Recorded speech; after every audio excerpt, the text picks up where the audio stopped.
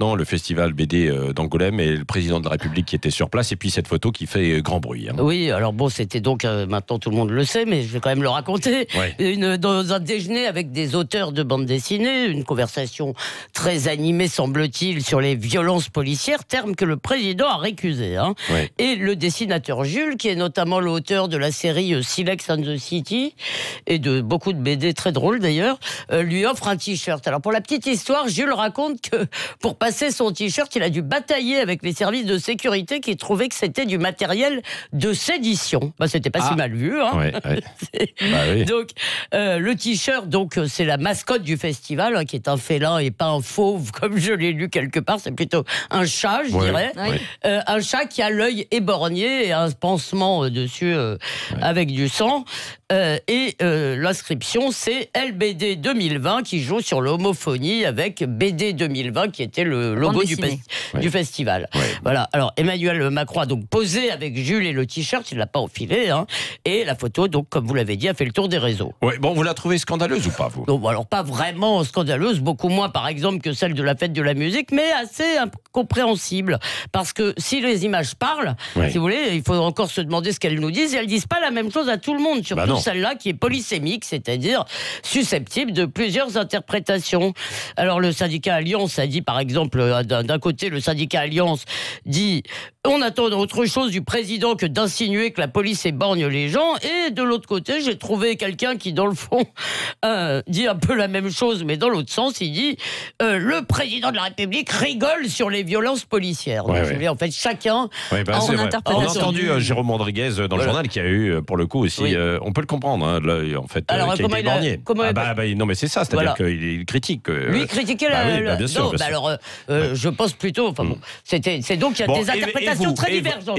Et vous alors d'abord, je ne crois pas que c'était préparé. Je trouve que chez Macron, l'ambiguïté, c'est plutôt une seconde nature qu'un calcul, hein, je crois. Et si c'est de la com, c'est pas génial, puisque il faut une légende. Vous savez, c'est comme dans l'art contemporain. Il faut qu'on vous explique pourquoi une toile blanche est belle. Alors le président a dû faire l'exégèse de ses propres propos et il a invoqué l'insolence et la créativité. Ce t-shirt dit quelque chose de très profond, qui est que dans notre pays, la liberté d'expression est préservée, protégée. On a même un pays, il y en a peu dans le monde, où la liberté de blasphème est protégée. La liberté de critiquer tous les dirigeants, de les railler, Et ça, c'est un trésor. Ce trésor, il a une contrepartie, c'est qu'on n'a pas le droit au discours de haine et qu'on n'a pas le droit à la violence.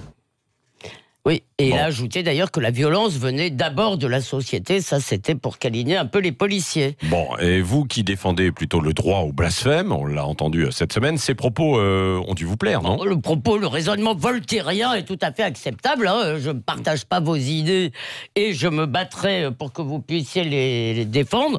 Et la défense de la liberté d'expression, oui, surtout en ce moment où elle est menacée, c'est le rôle du président. Mais plutôt qu'à Voltaire, moi, il me fait parfois penser à Zelig, vous savez, le personnage du film de Woody Allen, qui devient ce que sont ses interlocuteurs. Vous voyez, c'est comme si, là, tout d'un coup, je devenais une belle blonde, comme Cécile. Voilà. Merci beaucoup. Et bien, le président, il est un peu comme ça, si vous voulez. Il est insolent chez les dessinateurs, il est raide chez les militaires. Alors, ce qui aurait été vraiment blasphématoire, et même un brin punk, ça aurait été d'arriver à Angoulême avec un beau t-shirt « J'aime la police ». Ça aurait fait scandale. Ah bah oui, non, un t-shirt jaune « J'aime la police ». Voilà. Pour être complet, quoi. Voilà. Hein. Merci. Mais vous cherchez les ennuis. Elisabeth Lévy, le regard libre, comme chaque matin. Le petit déjeuner d'actualité tout à l'heure avec Natacha Polony, Philippe Bilger et vos appels également, et le maire de Carry-le-Roi. Oui. Un mot juste, je crois vraiment pas qu'il voulait se moquer des... Non, parce que c'était pas préparé. Non, mais même les dessinateurs, ils l'ont pas fait. Les gens qui ont fait ce t-shirt, ils l'ont fait pour dénoncer les violences policières. Donc, je crois vraiment pas que c'était la bonne interprétation pour le coup. Restez avec nous dans